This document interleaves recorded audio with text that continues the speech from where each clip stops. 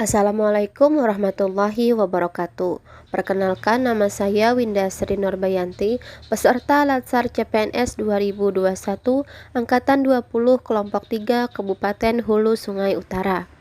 Hari ini saya akan menjelaskan mind mapping anti korupsi. Penjelasannya akan saya mulai dari sadar anti korupsi. Definisi korupsi. Korupsi berasal dari bahasa Latin corruptio atau corruptus, yang berarti kerusakan atau kebobrokan. Selanjutnya, definisi tindak pidana. Tindak pidana adalah suatu perbuatan yang diancam dengan pidana oleh undang-undang, bertentangan dengan hukum, dilakukan dengan kesalahan oleh seseorang yang mampu bertanggung jawab. Tetapi pada dasarnya, tidak semua korupsi merupakan tindak pidana korupsi. Terdapat 7 kelompok tindak pidana korupsi yang terdiri dari 1. Kerugian keuangan negara, 2. Suap menyuap, 3. Pemerasan, 4. Perbuatan curang, 5. Penggelapan dalam jabatan, 6. Benturan kepentingan dalam pengadaan, dan yang 7. Gratifikasi. Selanjutnya, jenis-jenis korupsi. Yang pertama, korupsi transaktif adalah korupsi yang menunjukkan adanya kesepakatan timbal balik antara pemberi dan penerima demi keuntungan bersama. Kedua, korupsi ekstroaktif adalah korupsi yang menyertakan bentuk-bentuk tekanan tertentu di mana pihak pemberi dipaksa untuk menyuap guna mencegah kerugian yang mengancam diri, kepentingan orang-orangnya, atau hal-hal yang dihargai. Ketiga, korupsi investif adalah korupsi yang melibatkan suatu penawaran barang atau jasa tanpa adanya pertalian langsung dengan keuntungan bagi pemberi. Keuntungan diharapkan akan diperoleh di masa yang akan datang. Keempat, korupsi nepotistik adalah korupsi berupa pemberian perlakuan khusus kepada teman atau yang mempunyai kedekatan hubungan dalam rangka menduduki jabatan publik. Kelima, korupsi autogenik adalah korupsi yang dilakukan individu karena mempunyai kesempatan untuk mendapat keuntungan dari pengetahuan dan pemahamannya atas sesuatu yang hanya diketahui sendiri. 6. Korupsi suportif adalah korupsi yang mengacu pada penciptaan suasana yang kondusif untuk melindungi atau mempertahankan keberadaan tindak korupsi yang lain. Dan yang ketujuh, korupsi defensif adalah korupsi yang terpaksa dilakukan dalam rangka mempertahankan diri dari pemerasan. Lanjut, dampak perilaku dan tindak pidana korupsi. Di balik semua fenomena kehidupan yang mengandung kerusakan, selalu ada kaitannya dengan korupsi. Sebagai contoh yang pertama, fenomena tentang kerusakan hutan atau lingkungan. Kedua, fenomena tentang bangunan yang cepat rusak. Ketiga, fenomena penegakan hukum yang tidak dapat tegak dan berlaku adil. Keempat, fenomena layanan yang lama, sulit, dan birokrasinya panjang. Kelima, fenomena merebaknya narkoba. Keenam, fenomena negara dengan sumber daya alam yang melimpah namun tidak dapat memberikan kesejahteraan bagi rakyatnya, dan juga fenomena lainnya. Selanjutnya, niat, semangat, dan komitmen anti korupsi. Kesadaran anti korupsi yang telah mencapai puncak tertinggi akan menyentuh spiritual accountability.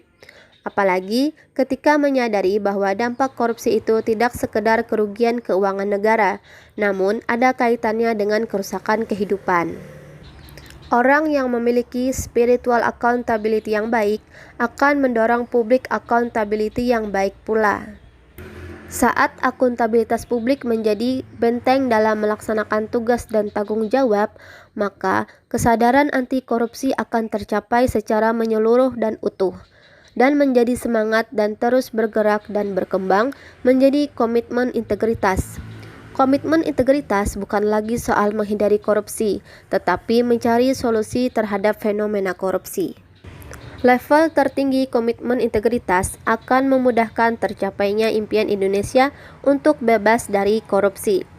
dengan korupsi yang dapat dikendalikan sebagai sebuah hasil dari tercapainya integritas nasional dan wujud sinergi dari berbagai organisasi dan pilar yang telah terintegrasi yang dibangun oleh orang-orang yang berintegritas.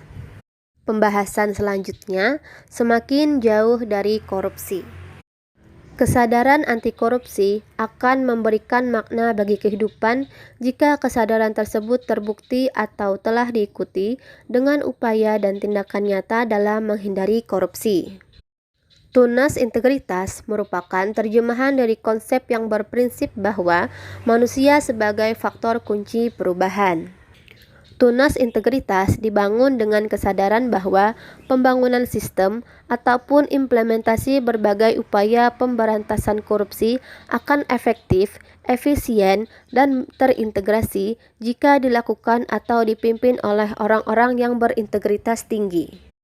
Para tunas integritas diharapkan dapat menjalankan peran strategis dalam organisasi berupa: pertama, menjadi jembatan masa depan kesuksesan organisasi. Mereka menjadi kumpulan orang yang selalu terdepan untuk memastikan tujuan organisasi tercapai. Kedua, membangun sistem integritas, berpartisipasi aktif dalam pembangunan sistem integritas hingga semua peluang korupsi dan berbagai penyimpangan lainnya dapat ditutupi. Dan yang ketiga, mempengaruhi orang lain, khususnya mitra kerja kita untuk ikut berintegritas tinggi. Para tunas integritas selain didorong untuk memiliki keikhlasan dan kebijakan yang tinggi, juga diharapkan memiliki kemampuan untuk melakukan reframing kultur atau budaya dan utilisasi fenomena perilaku otomatis bagi perubahan diri, keluarga, organisasi, dan bangsa, serta lebih jauh lagi dengan menciptakan peradaban yang lebih baik. Selanjutnya, nilai dasar anti korupsi. KPK bersama dengan para pakar telah melakukan identifikasi nilai-nilai dasar anti korupsi dan dihasilkan sebanyak 9 nilai anti korupsi sebagai berikut. Yang pertama, jujur; kedua, peduli; ketiga, mandiri; keempat, disiplin; kelima, bertanggung jawab; keenam, kerja keras; 7, sederhana; 8, berani; dan 9, adil. Kesembilan nilai dasar anti korupsi tersebut harus diselaraskan dengan nilai organisasi. Saat ini, setiap organisasi biasanya sudah menentukan nilai dasar organisasinya. Tentunya, nilai anti korupsi diharapkan masuk di dalamnya. Upaya penyelarasan nilai tersebut sangat penting untuk memastikan bahwa para pegawai yang mengusung integritas atau anti korupsi mendapatkan payung yang tepat di dalam organisasinya. Selanjutnya, penanaman nilai dan integritas. Menurut Kelman dan Brigham menyebutkan adanya 3 proses sosial yang berperan dalam proses perubahan sikap dan perilaku, yaitu kesediaan, identifikasi, dan internalisasi. Kesediaan terhadap integritas adalah ketika individu bersedia menerima pengaruh untuk berintegritas dari orang lain atau dari kelompok lain, dikarenakan ia berharap untuk memperoleh reaksi atau tanggapan positif dari pihak lain tersebut. Kemudian, identifikasi integritas terjadi apabila individu meniru integritas seseorang atau kelompok lain dikarenakan integritas sudah sesuai dengan apa yang dianggapnya sebagai bentuk hubungan yang menyenangkan antara dia dengan yang memberikan pengaruh terkait integritas. Selanjutnya, internalisasi integritas terjadi apabila individu menerima pengaruh dan bersedia bersikap dan berperilaku dengan penuh integritas, dikarenakan integritas tersebut sesuai dengan apa yang ia percayai dan sesuai dengan sistem nilai yang dianutnya. Internalisasi integritas akan maksimal ketika kita mampu menggabungkan pendekatan inside out dan outside in. Untuk terjadinya hal tersebut, maka yang pertama, lingkungan yang berintegritas. Perbanyak hidup dalam lingkungan yang positif. Kedua, proteksi integritas. Kan pengaruh lingkungan yang negatif tidak masuk dalam pikiran atau diri. Yang ketiga, perubahan sistem nilai. Jika pengaruh sudah masuk dalam pikiran atau diri, segera lakukan teknik perubahan sistem nilai. Yang keempat, perilaku negatif. berusaha mengubah perilaku negatif menjadi perilaku yang positif. Selanjutnya, bangun sistem integritas. Pertama, reframing culture adalah upaya untuk mengubah orientasi dari perilaku korupsi yang berbentuk kolusi, atau upaya untuk mengembalikan konten pada konteksnya semula atau pada orientasi sebelumnya. Kedua, seeding of integrity adalah upaya untuk menanamkan nilai-nilai integritas pada bawah sadar seseorang sehingga menjadi perilaku otomatis. Dan yang ketiga, sistem integritas organisasi yang meliputi leadership risk, pengendalian dan penyelarasan organisasi, komponen sistem integritas, dan kematangan praktek sistem integritas. Selanjutnya, penerapan nilai dasar anti korupsi di tempat kerja sesuai dengan bidang saya perawat yang bekerja di rumah sakit. Yang pertama, bersikap jujur dan peduli terhadap kesehatan pasien.